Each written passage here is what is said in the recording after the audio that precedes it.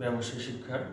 আমি আজকে তোমাদের সামনে যে ক্লাসটি নিয়ে হাজির হয়েছি সেটি হচ্ছে নবম ও দশম শ্রেণীর বাণিজ্য বিভাগের অর্থাৎ কমার্সের স্টুডেন্টের জন্য ফিনান্স ও ব্যাংকিং অধ্যায়ের আমরা আজকে আলোচনা করব অষ্টম অধ্যায়।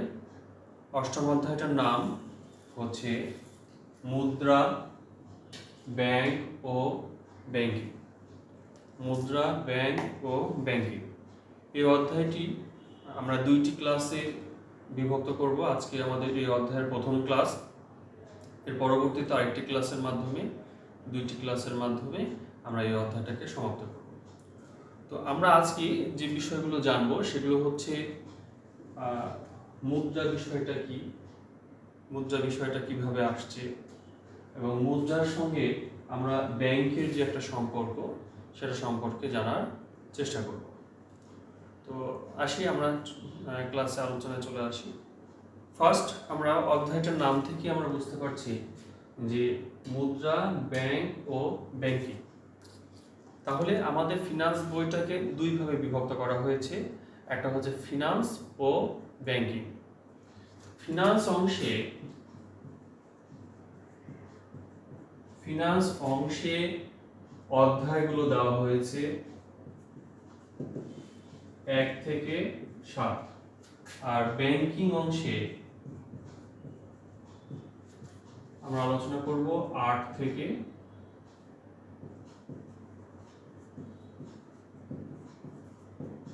13 অধ্যায় পর্যন্ত। তো আমাদের এর আগে ক্লাসগুলো আমরা ফিনান্স অংশের উপর দেখেছি, আমরা আজকে ব্যাংকিং অংশের আলোচনা করব। ব্যাংকিং অংশের অষ্টম অধ্যায়ের নামটা হচ্ছে মুদ্রা, ব্যাংক ও ব্যাংকিং।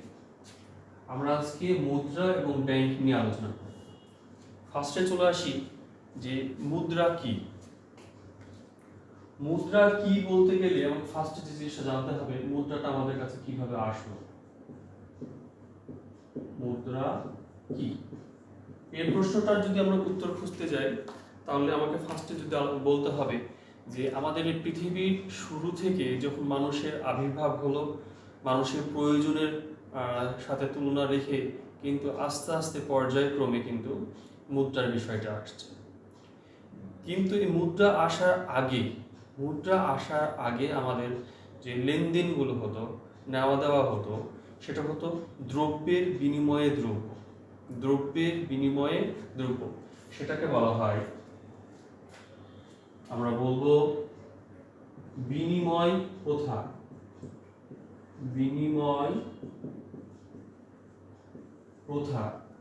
যেটাকে আমরা বলি বার্টার সিস্টেম।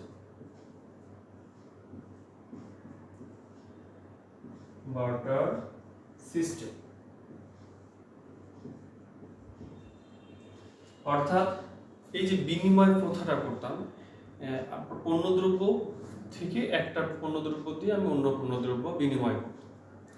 আমাদের এখন বর্তমান সময়ে সেই জিনিসগুলো আর হয় না, তবুও গ্রামের দিকে কিছু কিছু জায়গায় আমরা হয়তো এই জিনিসগুলো দেখতে পাই যে একটা দামি দ্রব্য দিলাম, বিনিময়ে আমরা অন্য দ্রব্য নিলাম। তো পৃথিবীর আদিকালে মানুষজন যখন প্রয়োজন বোধ করলো যে আমি যে পণ্যদ্রব্যগুলো নিয়ে আসছি বা উৎপাদন করছি বা সংগ্রহ করছি, শুধুমাত্র এগুলো দিয়েই আমার জীবন অতিবাহিত করা সম্ভব না, আমার অন্যান্য পণ্যদ্রব্যেরও প্রয়োজন।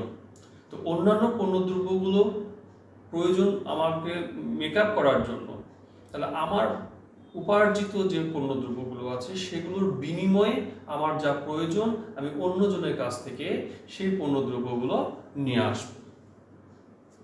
এই সেন্স থেকে কিন্তু বিনিময় প্রথার কথাটা শুরু হয়, যেটাকে আমরা বলি দ্রব্যের বিনিময়ে দ্রব্য। কিন্তু কালের বিবর্তনে, সময়ের চাহিদার পরিবর্তিতে সময়গুলোতে আমরা যে লক্ষ্য করি, সেখানে আমরা দেখতে পাই যে যখনই এই দ্রব্য বিনিময় প্রথাটা আসছে তখন এর মধ্যে অনেক বাধা, বিপত্তি, সমস্যা সৃষ্টি হয়েছে। যে আমি এক দ্রব্যের বিনিময়ে অন্য দ্রব্য চাচ্ছি, কিন্তু সে আমাকে সেই সমপরিমাণ দ্রব্য আমাকে দিতে যাচ্ছে না, বা আমার কাছে যে দ্রব্যটা আছে সেই দ্রব্যটা সে অন্যজন গ্রহণ করতে চাচ্ছে না। তখনই কিন্তু সৃষ্টি হয়ে গেল বাজার, বা বিনিময় হিসাবে তখন চলে আসলো আমাদের ঝিনুক,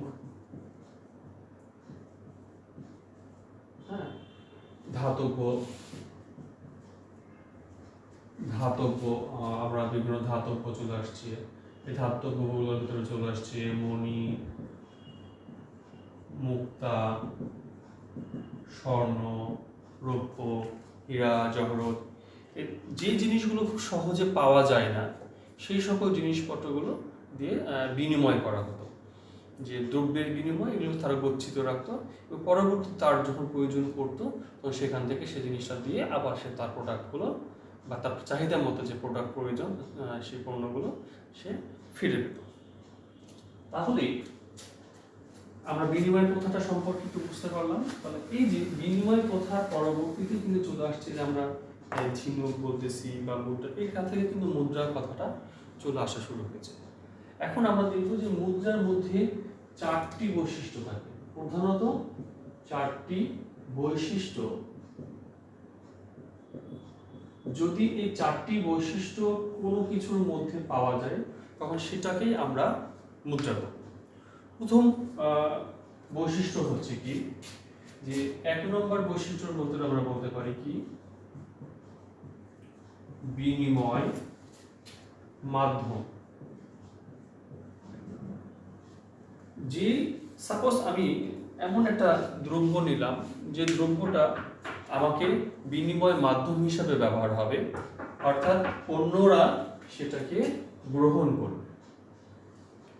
আমি দিতে চাইলে সে আমার কাছ থেকে কি করবে, নিবে। বিনিময় মাধ্যম হিসাবে সে, আমি এমন একজনকে দিতে যাচ্ছি সে বিনিময়টা নিতে চাচ্ছে, তার বিনিময় সে নিতে চাচ্ছে। তাহলে আমি যদি একটা কোনো ধাতব্য পদার্থ হয়ে থাকে, সে ধাতব পদার্থটাকে যদি অন্য জিনিস কাউকে দিতে চাই, বিনিময়ে আমি কিছু নিতে চাই এবং সে যদি অ্যাকসেপ্ট করে, গ্রহণ করে, তখন সেটাকে আমরা মুদ্রা বলতে পারি। এরপরে 2 নম্বর জিনিসটা আসে। 2 নম্বর হচ্ছে কি, সবার নিকট বা সকলের নিকট গ্রহণ যোগ্য। আমি যেই ধাতব পদার্থ হোক বা যে কোনো জিনিসই আমি দিচ্ছি সেটা সবাই গ্রহণ করছে। সবাই কি করছে, গ্রহণ করছে। গ্রহণ যদি করে তখন সেটাকে আমরা মুদ্রা বলতে পারি, কিন্তু গ্রহণ করছে না। এখন আমি এটাকে মুদ্রা হিসেবে বলতে চাচ্ছি, আমি ওকে দিলাম, সে নিল না, তাহলে যদি না নেয় তাহলে সেটাকে মুদ্রা হিসেবে গণ্য করা যাবে না। কিন্তু আমি যখন একটা বাংলাদেশি কয়েন দিচ্ছি, ঠিক আছে, আমি বাংলাদেশের কাগজি দিচ্ছি, কাগজের নোট দিচ্ছি বা চেক দিচ্ছি, যদি সে গ্রহণ করে তখন সেটাকে মুদ্রা বলবো। কারণ বাংলাদেশের মুদ্রা আমেরিকাতে চলবে না বা ইংল্যান্ডে চলবে না। তাহলে কি করতে হবে, আমাদের দেশের অর্থটা বা মুদ্রাটা দিয়ে ওদের দেশের মুদ্রাটাকে গ্রহণ করতে হবে, বিনিময় করে নিতে হবে, তখন ওদের দেশে সেটা চলবে। একইভাবে অন্য দেশের মুদ্রা আমাদের দেশে না চলতে পারে, কারণ আমি আমাদের দেশের মুদ্রাটাকেই, বাজারে যদি যাই, কাঁচা বাজারে গেলাম, সবজি কিনলাম, কিনে যদি আমি আমেরিকান ডলার দিতে চাই আর সেই লোক যদি নিতে না চায়, সে ভাবলো যে এটা নিয়ে আমার তো আবার ভাঙাতে হবে, ব্যাংকে যেতে হবে, আমাকে বিরক্ত বোধ, তো আমি নিতে চাচ্ছি না, তাহলে সেটাকে কিন্তু মুদ্রা হিসেবে আমি এই মুহূর্তে অ্যাকসেপ্ট করব না। তখন কিন্তু দেশীয়ভাবে ইন্টারন্যাশনাল মুদ্রা হিসেবে এটা প্রসেস রয়েছে, সেই প্রসেস মেনটেন্স করে গেলে তো সেটাকে আমি মুদ্রা হিসেবে গ্রহণ করব। এবার চলে আসি 3 নম্বর, মূল্যের পরিমাপ। 3 নম্বরে আসছে মূল্যের পরিমাপক। মূল্যের পরিমাপ, তাহলে যে বস্তুটা বা যে আমি বিনিময় করছি সেই বস্তুটা যে কোনো প্রকার প্রোডাক্টের মূল্যের একটা পরিমাপক হতে হবে। যে এটা সাপোজ এটাকে আমি 10 টাকার নোট, এই 10 টাকার নোট দিয়ে বা 5 টাকার কয়েন দিয়ে আমি কি কি গ্রহণ করতে পারবো, এর মূল্যটা কত, এর ভ্যালিডিটিটা কত, এর গ্রহণযোগ্যতাটা কত, এর কতটুকু এর দক্ষতা রাখে, উপযোগিতা রাখে, উপযোগ ক্ষমতাটা চলে আসছে, অর্থাৎ তার অভাব মোচন করার ক্ষমতাটা চলে আসছে, সেটাকে বোঝানো হবে মূল্যের পরিমাপক। এখন আমি যদি সাপোজ এই ডাস্টারটা নিতে চাই বা এই স্কেলটা নিতে চাই, তো এর একটা মূল্য আছে, আমি ধরলাম এটার মূল্য হচ্ছে 100 টাকা, তাহলে আমি 100 টাকার নোট দিলেই তো আমি এটা কিনতে পারবো। তাহলে এটার পরিমাপযোগ্য, তাহলে এটাকে দেখে বুঝতে হবে যে এর পরিমাপযোগ্যতা, এর কতটুকু পরিমাপ করা যেতে পারে মূল্যের অঙ্কে, অর্থাৎ দামের অঙ্কে এটাকে কতটুকু পরিমাপ আমরা করতে পারবো। এবার চতুর্থতে চলে আসি, 4 নম্বরে চলে আসি। 4 নম্বরে চলে আসছে সঞ্চয়ের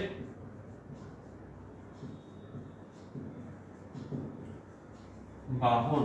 সঞ্চয়ের বাহন অর্থাৎ আমি যাকে মুদ্রা হিসেবে গ্রহণ করতে চাচ্ছি সেটাকে সঞ্চয় করে রাখা সম্ভব, সেটাকে জমিয়ে রাখা সম্ভব।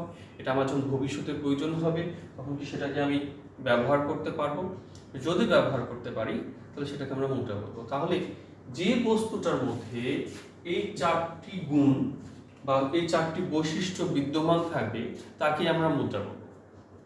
এখন আমি যদি এটাকে মুদ্রা বলতে চাই, এই স্কেলটাকে মুদ্রা বলতে চাই, তাহলে কি আমরা এটাকে মুদ্রা বলতে পারবো? এখন দেখি এই 4টা জিনিসের মধ্যে এই স্কেলটার গ্রহণযোগ্যতাটা আছে। ফার্স্ট কি হচ্ছে বিনিময় মাধ্যম। তাহলে আমি এই স্কেলটা কাউকে দিলাম, সে আমাকে কোনো কিছু দিল, সে কি আমাকে দিবে কিছু? যদি দেয় তাহলে সেটাকে আমরা ফার্স্ট অফিসটা পার করলাম। সকলের নিকট গ্রহণযোগ্য, আমি এটা দিলাম, সে আমাকে কিছু, আমি বললাম যে এটার বিনিময়ে আমাকে 10টা টাকা দাও, বা এটার বিনিময়ে আমাকে আম দাও, জাম দাও, কাঁঠাল দাও, সবজি দাও। যদি সে গ্রহণ করে এবং বিনিময়ে আমাকে দেয় তাহলে এটা মুদ্রা। এই স্কেলটাকে আমি মুদ্রা বলে গণ্য করবো। মূল্যের পরিমাপ, তাহলে এটাকে কত টাকার পরিমাপ করবো? এটাকে আমি 10 টাকা ধরবো না 20 টাকা ধরবো না 5 টাকা ধরবো? এর একটা পরিমাপ করতে হবে যে এটার বিনিময়ে আমি এই পরিমাণ জিনিস আমি রিটার্ন পাবো। যদি এটাকে আমি পরিমাপক হিসেবে নিতে পারি, আমি মনে করলাম এটাকে 10 টাকা, কিন্তু আমি যাকে দিতে চাচ্ছি সে বললো যে এটা নষ্ট, সেটা তো দাগ আলা, এটা পচা, এটা আমি নিব না, এটাকে আমি 10 টাকা হিসেবে গ্রহণ করবো না, আমি 1 টাকা হিসেবে গ্রহণ করবো, বা আমি গ্রহণই করবো না, কারণ এটা এখন কাজের না। আমি এটাকে হয়তো স্টুডেন্টের জন্য কাজে লাগবে, কিন্তু একজন সবজি বিক্রেতার কাছে এটা হয়তো তার প্রয়োজন নেই, সেটা নিতে চাইবে না। যদি নিতে না চায় তার মানে এটা মুদ্রা না, যদি নিতে চায় তবে সেটা মুদ্রা। এবার চলে আসে সঞ্চয়ের বাহন। এটাকে কি আমি সঞ্চয় করে রাখতে পারবো বছরকে বছর, সারাটা জীবনকে এটাকে সঞ্চয় করে রাখা সম্ভব? এক সময়ের জন্য আরেক সময় আমি হয়তো সঞ্চয় করে রাখতে পারবো, কিন্তু যে গ্রহণযোগ্য হচ্ছে না। এখন আমি যদি বলি আম সঞ্চয় করে রাখবো, জমিয়ে রাখবো, ঠিক আছে, সবজি জমিয়ে রাখবো, ঠিক আছে, এটা যদি জমিয়ে রাখা যায় বছরকে বছর ধরে আমি এটা চালাতে পারবো, 2 বছর 5 বছর পরে সেটা মুদ্রা বলবো। কিন্তু এগুলো তো জমিয়ে রাখা সম্ভব না।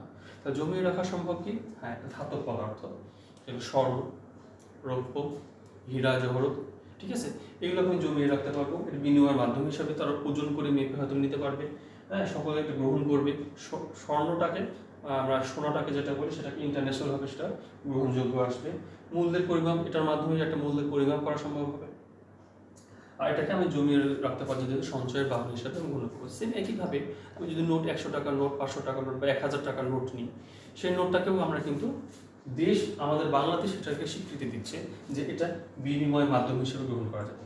হ্যাঁ, প্রত্যেকটা টাকাতে সুন্দর সুন্দর করে লিখে দেওয়া থাকে যে চাহিদা মাত্র বাবককে দিতে বাধ্য থাকে। সরকারিভাবে সেটাকে পারমিট করা হচ্ছে। হ্যাঁ, সকলের নিকট গ্রহণযোগ্যতাটা আসছে। খেয়াল করে রাখতে হবে আরেকটা জিনিস, যে আমাদের 1 টাকার নোট, 2 টাকার নোট, 5 টাকার নোট, হ্যাঁ, বা কয়েন, এগুলো কিন্তু আমাদের দেশীয় মুদ্রা, বা এগুলো সমপরিমাণ মুদ্রা বলা হয়। কিন্তু পরবর্তী যে নোট, হ্যাঁ, নোট যেগুলো আমাদের আছে সেই নোটটা তো দাম তো এত টাকা না, অ্যাকচুয়ালি কাগজের পরে একটা ছবি টবি এঁকে সুন্দর করে প্রিন্ট করে বের করে দিয়েছে, সেটা বলতেছে 1000 টাকার নোট। হ্যাঁ, সরকার কিন্তু অ্যাকচুয়ালি ওটার দাম তৈরি করতে কি 1000 টাকা প্রয়োজন পড়েছে? ও তৈরি করতে কিন্তু 1000 টাকা প্রয়োজন পড়েনি, কিন্তু ওটা আমাদের সরকার স্বীকৃতি দিচ্ছে এটাকে 1000 টাকা বলে গণ্য করতে হবে। ওকে, এবং সেটা সকলে সেটাকে গ্রহণ করে নিচ্ছে, এবং আমাদের দেশের মধ্যে সেটা এই সকল 4টা সেক্টরে বা এগুলোকে আমাদের প্রভাবিত করছে এবং সেটাকে গ্রহণযোগ্যতা আসছে। তখন আমরা সেটাকে কি বলবো? মুদ্রা বলবো। এবার পরবর্তী টপিকসটা আমরা হচ্ছে মুদ্রা এবং ব্যাংকের সম্পর্কটা আমরা জানার চেষ্টা করি। আমরা এখন জানবো মুদ্রা ও ব্যাংকের সম্পর্ক। মুদ্রা ও ব্যাংকের সম্পর্ক। এখন মুদ্রা এবং ব্যাংকের সম্পর্ক বলতে গেলে ফার্স্টে বলতে হয় যে যখন মুদ্রা এসেছে তারপরে কিন্তু ব্যাংকে আসছে। তাহলে প্রথমে কি আসছে? প্রথমে আসছে পৃথিবীতে প্রথমে এসছে মুদ্রা। এই মুদ্রা নিয়ে যখন আমাদের চলা শুরু হলো, মানুষজনের মধ্যে একটা গ্রহণযোগ্যতাটা আসলো এবং এটার সমস্যাগুলো থেকে সৃষ্টি হয়েই কিন্তু পরবর্তীতে এই মুদ্রাগুলোকে নিয়েই কি আসছে, দ্বিতীয়তে মুদ্রা পরবর্তীতে আসছে কি ব্যাংক। কেন ব্যাংকে আসছে? কারণ ব্যাংক কি করে, ব্যাংক হচ্ছে এই মুদ্রাকে কেন্দ্র করে সে বিজনেস করতেছে। ব্যাংক হচ্ছে মুদ্রার কারবারি, টাকার কারবারি, টাকা নিয়ে তার চলা, ঠিক আছে। আর এখানে একটা জিনিস মনে রাখতে হবে, একটা ব্যাংকের ক্ষেত্রে মুদ্রা হচ্ছে প্রধান উপাদান। মুদ্রা হচ্ছে ব্যাংকের ক্ষেত্রে প্রধান উপাদান। অর্থাৎ সহজ কথায় যদি আমি বলি যে মুদ্রা ছাড়া ব্যাংক চলতে পারবে না, মুদ্রা ছাড়া ব্যাংক চলতে পারবে না। ক্লিয়ার? আর এই ক্ষেত্রে আমরা আরেকটা কথা বলতে পারি যে মুদ্রাকে বলা হয়, মুদ্রাকে আমরা বলছি ব্যাংক ব্যবস্থার জননী। মুদ্রাকে আমরা বলছি, মুদ্রাকে ব্যাংক ব্যবস্থার জননী বলা হয়। কারণ মুদ্রা ছাড়া ব্যাংক সৃষ্টি হতো না। আজকে যে সকল আমরা ব্যাংকগুলো দেখছি সেখানে সবকিছু যে আমরা দেখতে পাচ্ছি কি, সেখানে মূল প্রতিপাদ্য বিষয়, মূল আলোচ্য বিষয়, মূল লেনদেনের বিষয় হচ্ছে কি মুদ্রা। এক দেশ থেকে আরেক দেশ, এক জায়গা থেকে আরেক জায়গায় আমি টাকা জমা রাখছি, আমানত রাখছি, সেটা আমার প্রয়োজন হলে আমি উত্তোলন করছি। তাহলে মুদ্রা কি করতেছে, আমার এই অর্থ যে বিষয়টা সেটা ব্যাংকের কাছেই থাকতেছে। মুদ্রার প্রয়োজনেই ব্যাংকের সৃষ্টি হয়েছে। মুদ্রাকে সংরক্ষণ রাখার জন্য, মুদ্রার ব্যবহারটাকে আরো নিশ্চিত করার জন্যই কি হয়েছে, ব্যাংকের সৃষ্টি। ব্যাংক তখন কি করছে, মুদ্রা নিয়ে লেনদেন করছে, কারবার করছে, চলছে এবং মানুষকে জীবনযাত্রাকে আরো সহজ করে তুলেছে এই ব্যাংক ব্যবস্থা। তো আজকে আমাদের এগুলো আলোচনা টপিক ছিল। আমরা পরবর্তী ক্লাসে এই অধ্যায় পরবর্তী অংশটা আমরা দেখব যে ব্যাংকের ইতিহাস, ব্যাংক কিভাবে আমাদের এই পৃথিবীতে আসলো, সেই সকল বিষয়গুলো নিয়ে আমরা আলোচনা করব, ব্যাংকের গুরুত্ব সম্পর্কে আলোচনা করব। তাহলে আমি আমাদের আজকের ক্লাসটা এখানে শেষ করছি। সকলে ভালো থাকো, আল্লাহ হাফেজ, আসসালামু আলাইকুম।